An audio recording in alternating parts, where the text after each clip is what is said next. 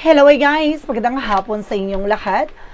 This is your guys from my channel, a faith healer o Zamatarder. So ngayong hapon na to, tignan natin sabihin sa inyo ng ating mga gabay. So this is a weekly gabay for the month of September 4 hanggang September 10 for the sign of Taurus. So Taurus, welcome to my channel.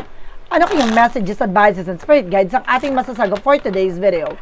Kanino kayang energy or kaganapan sa buhay ng mga Taurus signs ang ating mga hagilap. So guys, this reading is a general reading lamang, hindi lahat makaka-resonate. Kunin lamang po makaka-relate sa inyo. And comment down below kung kaninong energy ang ating nasagot. Because don't forget to like and subscribe my channel and hit notification bell for more videos update. Dahil maraming salamat po sa mga walang sawa pag-support sa aking channel. Lalo-lalo na ang skip ng ads sa way pagpalain kayo. Nang Diyos at may kapaliksik-liglig na guumapo na biyayang manabalik sa inyo. So let's see guys, what is the additional messages, advice sa ng ating spirit for the sign of Taurus. So let's see and watch this. Angel Spirit, please give me information po ano kayong gusto sabihin sa iyo ng ating mga baraha. Tuklasin at alamin na natin this something guys with the Knight of Wands. Slow and steady. No, kumbaga maganda ka lang. No, panatilihin mong kalmado ang iyong sarili. No, kailangan manatili ka sa position mo, sa situations mo. Huwag kang magmamadali. Kumalma ka. No, pag-isipan mo yung bawat decision and actions mo. And this something the Ten of Swords. No, there's something sabotage. So, some of you guys na meron talaga sumasabotage sa inyo, talaga tumatrader sa inyo, na talaga merong something na nananalbahe. No, at talagang tinatrader ang inyong bawat kilos at galaw. So, let's see. There's something, guys, with the Four of Cups. So, pag-isipan mabuti yung bawat action and decisions mo. No, wag kang pala decision. Kailangan pag-isipan mabuti para hindi ka madehado. No, hindi ka malagay sa alanganin. Kasi some of you guys, no, may mga taong lumalapit sa iyo at may mga bagay nagbibigay impormasyon sa iyo. Hindi lahat yung totoo. No, maaaring some of them, maaaring sinasabotahe o tinatrader ka. No, kailangan pag-isipan mabuti. No? And there's the Hierophant. So, see, there's an education. Matuto ka na sa mga pinagdaanan mo, sa mga naranasan mo. May mga naranasan kang gantong senaryo na alam mo na yung ganun parang napakiramdaman mo na, no? Parang alam mo sa sarili mo na nangyari na yon. So, kailangan mo nang babago, no? Yung ganong senaryo. And because there's something guys with the 12 sword. No? There's something decision that you need to make. So, may mga decision dito na kailangan pag-decisionan. Nahihirapan ka mag-decide tulad dito with the confusion. No? Basta re-evaluate or analyze. Pag-iisipang mabuti. No? Titignan mo naman yung bagay na kailangan mong gawin. No, there's a both side na para kang nahihirapan, para kang parang nasa blind spot ka na wala kang kamalay-malay behind the scenes. Okay, there's something that's Ten of Wands, something burden. So may mga bagay na nagbibigay pabigat sa'yo. It means talagang na mayroon sumasabotahe at nagbibigay problema sa sitwasyon mo. So kung bakit bumabagal o parang puro kamalasan, puro hindi magagandang pangyayari dulot ng negatibo sa buhay mo, kung saan nanggagaling yon. Yun yung kailangan mong unawain at alamin kung saan nanggagaling with the religious factor, with the Hierophant. So see, there is something spiritual. So there's something ritual. So maaring meron ditong evil eye. Or some of you, there's palipad hangin or kulam talaga. Ang kulam hindi lang kayang lagyan ka ng sakit ha. Kaya din pamalasin ang inyong buhay. No, at ang inyong hanap buhay. No, let's see. And there's a Knight of Wands, so represent with a Page of Swords, being curiosity. So, kailangan mas maging mabusisi ka. No, alamin, tuklasin mo lahat ng bagay na nangyayari behind the scenes. So, may mga bagay dito, guys, na kailangan maging kalmado ka. Huwag mong ipapahalata sa kanila na nararamdaman mo na. Or nagkakaroon ka na ng hinala. No? Being curiosity, ibig sabihin, unti-unti mong aralin. No? Kailangan na handa kang matuto, handa kang may malaman. And of course, there's something, the Eight of Cups, moving forward. At unti-unti ka na makaka-move on or may mga bagay dito na kailangan mo mag-move forward. No, hanapin mo at alamin mo kung sino yung sumasabotahe behind the scenes. And of course, there's something guys with the Knight of Cups. See, may mga offer kasi dumarating sa'yo No, kaya itong bagay na itong offer na maaaring, some of you guys, no, tumanggap ka ng offer na akala mo charms or pampaswerte. Yung pala hinihigop yung swerte mo. No, ay mag-pay attention ka dyan sa tao na yan, guys. No, and of course, there's something with it, everything is fine. See, akala mo kaya, kumbaga, pilit mo na lang kinakaya. No? At talagang parang pilim ang bigat ng katawan mo at ang bigat ng kalooban mo at ang bigat ng sarili mo at ang bigat ng sitwasyon mo. No, there's a ritual talaga na may ginawa sa'yo. Oh my God! So let's see, and of course, there's something the 12 wants. Pili mo lang yung mga tao pagkakatiwalaan mo. No, there is something difficult decision. Nahihirapan ka na rin mag-decide. No? Some of you, nahihirapan ka na rin mag-open up. There's something the King of Swords with the stop the pattern. Putulin mo naman yung bagay nagbibigay pabigat. Stop the pattern. Hanggat maaga pa lang, solusyonan mo na. And because there's something, guys, with the Ace of Wands, magkakaroon ka ng bagong proyekto, plano, no, na makakatulong dito para maresolba anumang sigulot suliranin na pinagdadaanan mo. No, tutumbukin na to, aalamin mo na to. There's something the Three of Swords. Sabi ko na eh. No, ayaw nito makarecover ka, ayaw nitong umunlad ka. No, kinakadangan nito kaya tinatrader ka niya. No, there's something, guys, with the Nine of Cups. There's a wish fulfillment. Marami kang bagay na matutupad dito. Mag-ingatan mo lang yung mga pangarap mo. They're ruining your plan. They're ruining your life. No? They're ruining your dreams. So, kailangan wag tayong magchika, magkwento. Kung kani-kanina. There's something, the Fool card. No, with a leap of faith. Na magtiwala ka. No, sa process ng ating Panginoon. No, there's a new beginning coming in. Kailangan mo lang tumbukin na ng pinanggagalingan nito. No? And because there's a Four of Pentacles with the saving money, protectionan mo at pangalagaan mo yung grounds mo, even your territory. No, pili mo lang yung mga taong pagkakatiwalaan mo dahil nandito, no, yung bagay na maaaring maging sagot din sa tanong mo. And because there's a Knight of Wands, no, konting tiyaga, napakalapit mo na para mag-succeed. No, marami ka na pinagdaanan ngayon ka pa ba susuko, diba? So, let's see, pagdating sa outcome, this is something that's ever with a perfect timing. Ito yung tamang panahon na tamang pagkakataon. No, you need to move forward. No? And because there's a magician with a manifestation, there's a reflection. No, dahil sa naging transparency ka sa ibang tao, so ito na, no, nag-reflect to, ginangster ka, tinrider ka, no, naingit to sa'yo, they're doing a black magic to you guys. And this something, the Queen of Swords, clear the boundaries. Tulad ng sinasabi ko, linisin mo ang nasa paligid mo. Ano man yung bagay na nagsisilbing anay, lason sa eksena, kailangan putulin mo ang connection dito. And because there's a death ka with an ending and new beginning, gusto niya tapusin, mawakasan ka lahat ng bagay. Gusto niya matapos, or some of you, binibigyan ka pa ng karamdaman para masyegi ka. No, some of you guys, mag-ingat ka dahil may tao dito na maaaring magbukas ng panibagong eksena na kailangan na matuto ka na sa naging leksyon. No? Kumbaga, sinasabi dito, wag ka masyado nagtitiwala. Dahil itong taong pinagkakatiwalaan mo, ay maaaring siya mismo ang trumaydor sa'yo. Now, this is something, a transformation. Malaking pagbabago rin magaganap sa buhay mo. Parang, dahil dito matututo ka, there's an educations na nandito. Now, and of course, there's a judgment. See, paalala sa'yo, you need to pay attention. Protectionan mo naman yung bagay na mayroon ka sa lahat ng aspeto ng buhay mo. Now, physically, mentally, emotionally, material things. So, kailangan mong protectionan ito with a judgment. And because there's something, guys, with the Three of Cups, celebration. Maraming celebration magaganap, no? Magtiyaga ka lang sa ginagawa mo. Enjoy your life. Enjoy this moment dahil itong bagay na ito may aral lang na ipinababatid sa'yo. At the end of the time, magiging matagumpay ka. Now, alamin natin, ano yung mga punot dulo pagdating sa finances and career, love life at kalusugan, at paano natin resolbayin at susolusyonan nito. Let's watch this. Let's see, pagdating tayo sa finances and career, love life at kalusugan. So, let's see. Alamin natin ang chika sa'yo ng ating gabay. Before anything else, shuffle muna tayo ng very light. Nang sa ganun, ma-shuffle natin ang eksena na to. No? Let's see at masagap natin lahat ng energy na dapat nating malaman. Ito na yan, guys. So, there's something, guys, with the Queen of Pentacles. So, pagdating sa finances and career, be mature enough and being grounded. No? Kung may negosyo na buhay ka, mas maging mature ka. No? Kailangan pangalagaan mo ito. No, this is the Three of Wands. Kung may hinihintay kay paper documents related sa negosyo, hanap buhay mo, maaaring dumating na. There's a travel then at the same time. And there's a Five of Pentacles. Some of you guys, nakakaranas ka ng financial crisis, financial loss. Maaaring makaka-recover na kayo dyan. Basta mag-focus na kayo sa ginagawa nyo. Huwag kayo magpapadistract.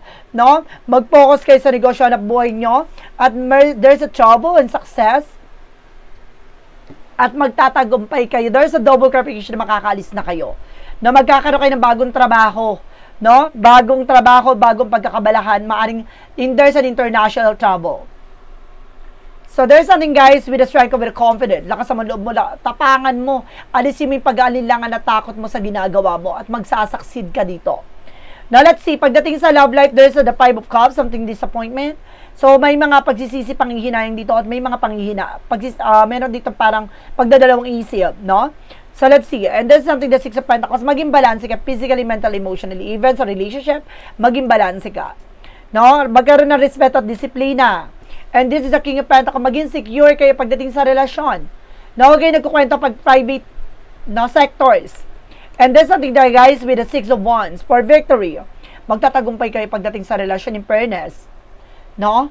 And this is the time for maturity. Mas magiging mature na kayo, uhubugin ang inyong relasyon. Pagsasama, and there's a 9 of Pentacles, maging secure kayo sa lahat ng plano nyo, sa lahat ng gagawin nyo, pag-ingatan nyo ito. So, pagdating naman tayo sa kalusugan, let's see, guys. This is the Queen of Wands by confident. Lakasan nyo ang loob nyo, no? Dahil magiging maganda na ang kalusugan nyo. There's an empowerment, no? Parang sisibol elite, no? Ang panibagong pag-asa at mas lalong yayabong ka, uunlad ka. This is the King of Wands, mas tatalas ang intuition mo. No, magkakaroon ka ng mga panaginip, intuition predictions, na maaaring sumasahulugan, no, na maaaring mangyari at maganap sa mga susunod na araw.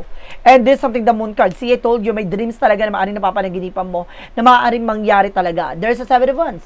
Protection mo at sarili mo laban sa mga negatibong mundo, or may mga bagay na ginugulo ka sa panaginip mo na tama ang hinala mo. And this is the Justice card. Huwag kang mag-alala, there's a karma is coming. At the same time, what goes around comes around. Ano man yung bagay na ginawa mo sa kalusugan ng ibang tao ay maaaring manumbalik sa iyo. Ibig sabihin ko, ano man yung bagay na ginawa nitong tao na to sa iyo, babalik sa kanya what they deserve. Pag-ingatan natin. Now, there's something, a principle of karma. Walang makakatakas na naman yung bagay na ginawa mo o ginawa niya sa iyo. And this is something the Ace of Cups. Nag-uumapaw na passion at pagmamahal, pag-ibig, na pagdating sa relasyon, magiging maayos na ang inyong pagsasama at ang inyong kalusugan ng person mo. So let's see what is additional messages tayo with an angel spirit guides pagdating sa magical fire messages, advices, and requests of pick a card, yes or no. So let's watch this. So we're back, guys. So nandito na tayo with the magical fire messages, advices for you. Let's see, guys. With the magical fire messages. So, there's a new home. So, huwag kayong mag-alala.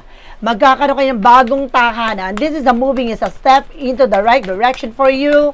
And there's a daughter. Some of you may anak ng babae o baka nag-iisa kang anak na babae. And there's a son. So, ibig sabihin, there's a daughter and son. So, it means isang maaaring anak ka na lalaki, anak ka na babae. No? Or either magkakaanak kayo both this situation, both this gender.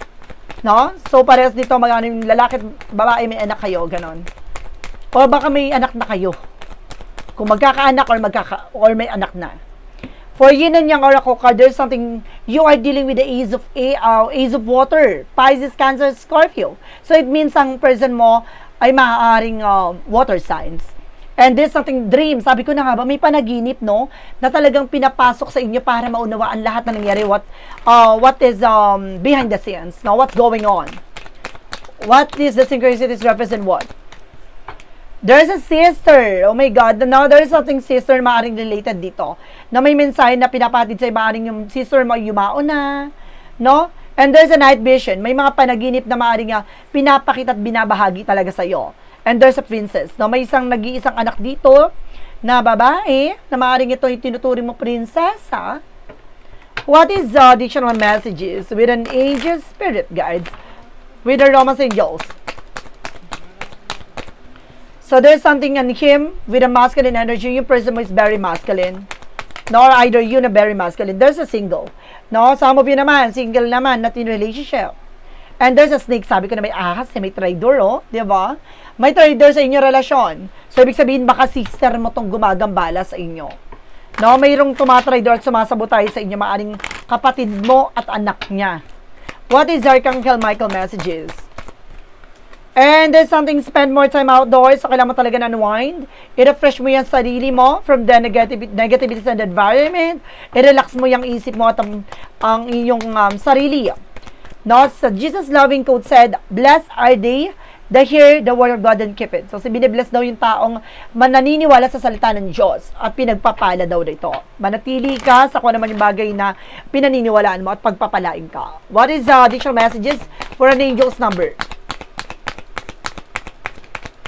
There is a 15-15 with the big break. So, this is the moment, guys. An opportunity is help extra cash or other support is coming your way. So keep going and having fun. The performing your task, the most tremendous success comes from passion. All efforts will be rewarded big time. So see, magiging maganda. Ito na yung tamang pagkakataon para maging malago ka. Maging masagana ka, mag-focus ka sa ginagawa mo dahil mararamdaman mo na yung progreso ng ginagawa mo. At the same time, there's a 101 with the starting over. At makakapagsimula kang ng panibagong muli. Happiness is a link to self-expression, growth, and experience. Learning from failure is the key. Happiness is a real, possible, and around understanding this process and the pursuit of it. Joy is a fluid. It is the little things that big ones feel are fun, start fresh. Magsimula ka, this is a spiritual development. Na lahat ng bagay na nararanasan mo, parte yan ng pag-develop ng buong pagkatao mo. Personal and spiritual development. Ano man yung kabiguan, pagkakamali, ay maaaring kasama siya sa pag-unlad mo. So let's see, what is the additional messages with an angel spirit pagdating sa Money Move Oracle deck? Perfect fit. Siguro, kaya rin niya rin inilalagay ito yung mga bagay na ito para sa'yo talaga to. You're meant to be here. No? So let's see what is the clarifying for a life situation.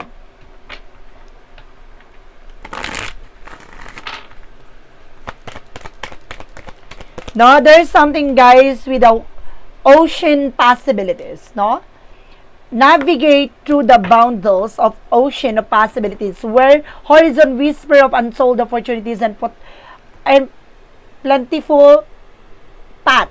No? Talagang pinapakita dito na may mga bagay posibilidad na mangyari sa buhay mo, no? Parang paglalakbay ito na kailangan na mahanda ka, no, sa harapin mong pagsubok at mga problema, at yung bagay na yan kailangan mong alisin yung takot at pangamba doon at magtatagumpay ka. What is the clarifying for a love situation?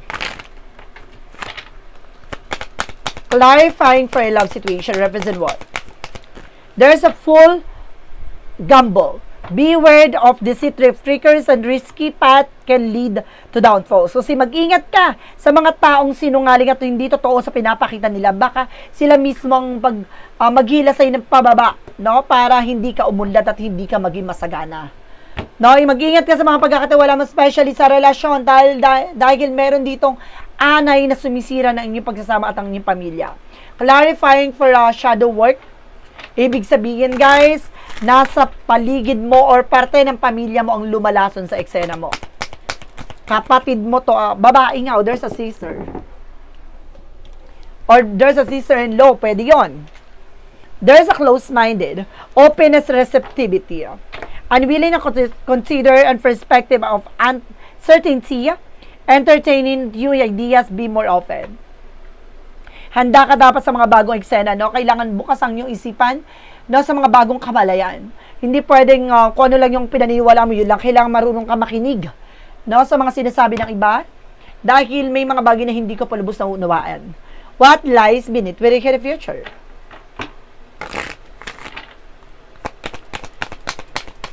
And in their feels, no, sa kanila nararamdaman, ipapakita talaga dito sa likod nito. Ibig sabihin, hindi may tatago, no, ano talaga nararamdaman nila.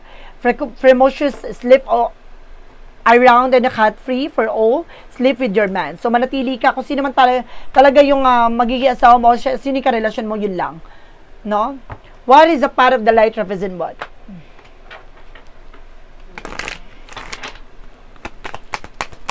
Represent with the inner healing. God has brought me to the perfect state of being for healing. When I can encounter weakness, I transform into strength. I focus my thoughts on the light, allowing darkness to turn into courage, which is step I become stronger, more resilient, and aligned with divine healing. So, magkakaroon talaga ng kagalingan dito. No, ibinibigay ng mga parte sa buhay mo ay paraan to para hubugin ka, para palakasin, palaguin ka, no, at malalaman mo ang kahinaan mo at yun magsisilbing kalakasan mo. So, guys, let's see what is additional messages with a pick a card, yes or no. So, let's watch this. So, we're back, guys. So, nandito tayo with a pick a card, yes or no. With a pick a card, yes or no, guys. Let's start with the number 1. So, there's a no. The bridge is frail, crossing is risky. No, kung itong bagay na ito ay tatahakin mo, maaring mapanganib para sa'yo. Huwag mong ilaban, huwag mo isugal yung sarili mo, baka ikapahamak mo. Number 2, there's a yes. Hot opportunity, fire up, burning desires fulfilled. Naglalagab-lab bago oportunidad. At maaaring itong bagay na ito ay matagal mo nang inaasap at matutupad mo na. Number 3, represent with a no. Feeling run down, tired, rough time, too much. Parang feeling mo, lagi ka nakakaramdam ng pagod at parang bigat. No, dahil may mga bagay dito na nagbibigay pahirap talaga sa'yo.